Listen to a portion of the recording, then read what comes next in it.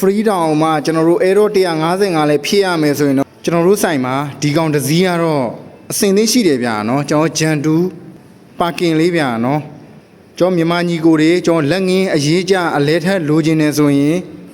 အကုန်ရတယ်ဗျာနော် free down မှာကျွန်တော်တို့ error 155လည်းဖြည့်ရမယ်ဆိုရင်တော့ကျွန်တော်စီမှာ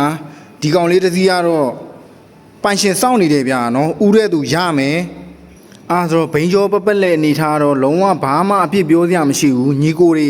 စိုင်မှာစိတ်ကြိုက်လာကြည့်လို့ရတယ်ဗျာနော်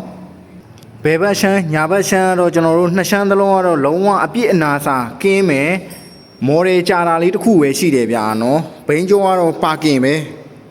ကျွန်တော်စမှုစာခွန်ကထုတ်ပံမှာရှိတဲ့ညီကိုတွေရောကျွန်တော်အုံနှုံးအုံရိုင်မှာရှိတဲ့ညီကိုတွေရောကျွန်တော်စိုင်ဟမှာရှိတဲ့ညီကိုတွေရောဗျာနော်ကျွန်တော်လက်ငင်းအရေးကြအလဲထက်လိုချင်နေဆိုရင်ကျွန်တော်ဒီလီယန်ယိုးဆိုတဲ့ဆိုင်ပါဗျာအကုန်ရတယ်ဗျာနော်ပြီးရင်တိုက်ပကံပြောင်းပကံလှုပ်ရှင်တဲ့ညီကိုတွေလည်းကျွန်တော်ရှိမှဆက်သွယ်ခဲ့လို့ရတယ်ဗျာနော်ဒီဗီဒီယိုဒီလောက်နဲ့ပဲအဆုံးသတ်လိုက်မယ်ကျွန်တော်တို့တွေနောက်ဗီဒီယိုကြမှာပြန်ဆောင်ကြတာပေါ့ဗျာ